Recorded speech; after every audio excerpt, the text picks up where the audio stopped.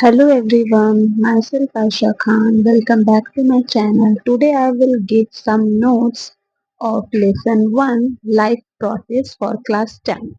This video based on NCERT solution. So let's proceed. Start from question number 1. So question 1, the kidneys in human beings are a part of the system for. हमने पढ़ा है कि kidneys जो organ होते हैं वो किस system में इन्वॉल्व होते हैं। तो एक्सक्रीटरी सिस्टम में इन्वॉल्व होते हैं क्योंकि ये फिल्टर करने का काम करते हैं। तो हमारे ऑप्शंस में दिए हुए हैं nutrition, respiration, excretion and transportation. तो right answer is excretion. Moving on next question number 2, the xylem in plants are responsible for. Xylem का फंक्शन पूछ रहा है, स्पेशली रोल क्या होता है।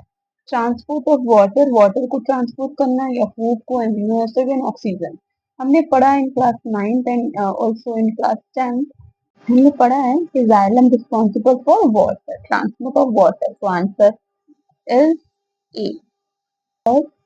The autotrophic mode of nutrition requires autotrophic mode of nutrition, यानी कि जो ग्रीन प्लांट्स होते हैं वो किस तरह से अपना फूड प्रिपेयर करते हैं, उनको किस किस चीज़ की जरूरत होती है।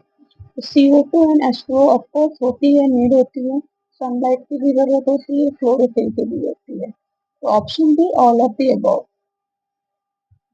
Moving on question number 4, the breakdown of pyruvate to give CO2 and H2O and energy takes place in. यानी कि पायरुवेट का जब ब्रेकडाउन होता है तो वो कहाँ पर होता है। साइटोप्लाज्म में, क्लोरोप्लास्ट में, माइटोकॉन्ड्रिया में, न्यूक्लियस में। तो आंसर है mitochondria. Moving on question number 5, this is a subjective question. How are fats digested in our bodies. Fats का डाइजेशन हमारी बॉडीज में कैसे होता है। Where does this process takes place, और ये प्रोसेस कहाँ होता है। तो बात कर लेते हैं। Fats are present in the form of large globules in the small intestine। हमारे स्मॉल इंटेस्टाइन में आपको पता है कि हमारे स्मॉल इंटेस्टाइन में जितना भी डाइजेशन होता है वो कंप्लीट हो जाता है। और हमारा डाइजेशन स्टार्ट होता है माउथ से। माउथ में डाइजेशन स्टार्ट होता है स्टार्च का, और स्टमक में डाइजेशन होता है फिर मेनली प्रोटीन का। तो हमारे स्मॉल इंटेस्टाइन में ही फैट का डाइजेशन होता है।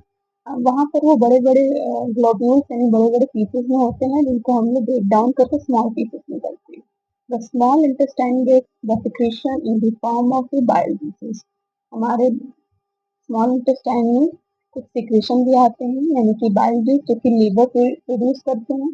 पैनक्रियाटिक जूस जो कि कुछ एंजाइम्स प्रोड्यूस करते हैं। From the liver and pancreas the bile salt from the liver break down the large fat globules into smaller. बड़े बड़े फैट पार्टिकल्स को स्मॉल पार्टिकल्स में वो ब्रेक कर देते हैं। Pancreatic enzymes can easily act on them. और वहाँ पर जो आपकी पैनक्रियाटिक एंजाइम होती हैं यानी कि लाइपेज, वो उनको फैटी एसिड एंड कोलेस्ट्रॉल में ब्रेक डाउन कर देती है। इस प्रोसेस को हम लोग इमल्सिफिकेशन बोलते हैं। और ये कहाँ पर होता है, तो स्मॉल इंटेस्टाइन में होता है। तो this is the answer for question number 6। What is the role of saliva in the digestion of food? तो इसमें फंक्शन पूछ रहा है, सलाइवा का क्या फंक्शन होता है वो पूछ रहा है।